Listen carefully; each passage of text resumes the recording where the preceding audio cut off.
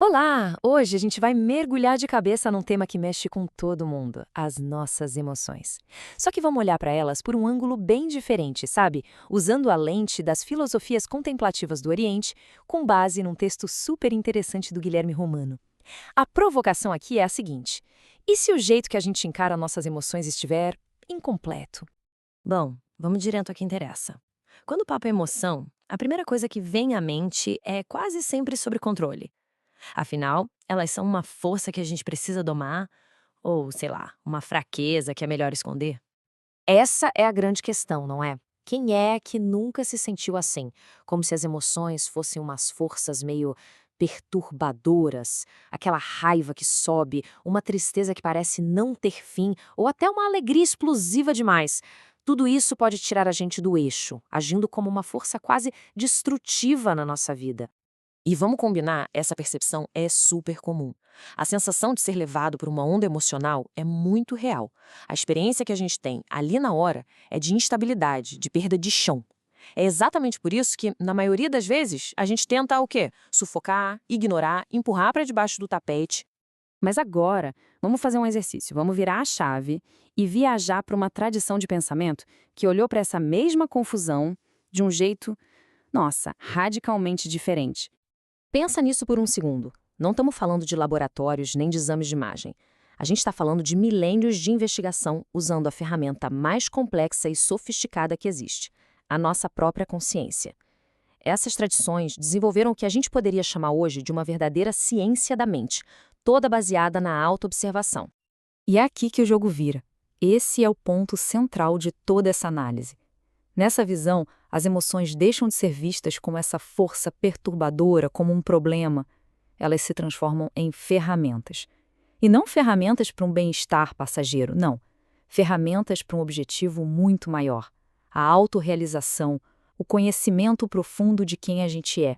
E essa busca por entender a mente não é uma coisa isolada lá do Oriente, não. A fonte nos lembra que essa é uma jornada da humanidade.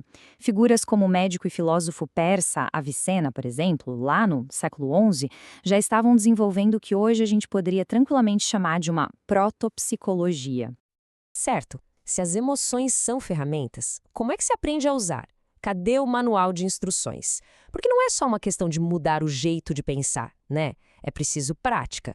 Vamos ver como isso funciona. O mais fascinante é que não existe uma receita de bolo. O material que a gente está analisando mostra que existem duas grandes estratégias, dois caminhos diferentes que, no fundo, levam ao mesmo lugar: o autoconhecimento. E aqui está a grande diferença. De um lado, a gente tem o caminho da serenidade, o Shanta. A ideia aqui é cultivar um estado de paz para poder observar a emoção sem ser engolido por ela. É como criar uma distância segura para poder entender o que está acontecendo. Do outro lado, algo totalmente diferente. O caminho da estética, o Rasa. Aqui não tem distância nenhuma. A proposta é mergulhar de cabeça na emoção, se envolver com ela para transformá-la.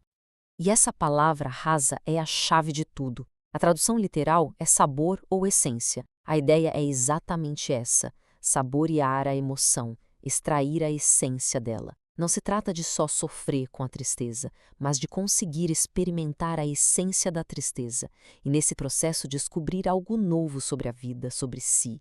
É uma transformação da emoção em maravilhamento. E essa metáfora do fio de Ariadne é simplesmente perfeita. Em vez de enxergar o nosso labirinto interior como um lugar assustador para fugir, as emoções se tornam o fio que nos guia nessa exploração. Cada sentimento, não importa quão difícil seja, se torna uma pista que nos leva mais fundo para dentro de nós mesmos. Então, no fim das contas, o que a gente leva disso tudo? Como é que essa sabedoria tão antiga pode conversar com a nossa vida hoje, com a nossa correria? Bom, os pontos principais para a gente guardar são: primeiro, chega de lutar contra as emoções, elas não são as inimigas. Segundo, comece a vê-las como mensageiras, como fontes de informação e de energia.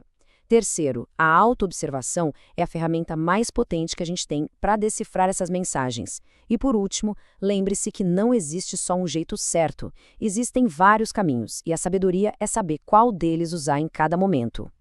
E para a gente fechar, fica essa reflexão no ar. E se a verdadeira paz interior não vier de tentar silenciar essas emoções que a gente chama de perturbadoras, mas muito pelo contrário, de aprender a escutar, e se em cada uma delas, até nas mais difíceis, existe um sabor, uma essência, uma mensagem só esperando para ser descoberta, a questão fica aí.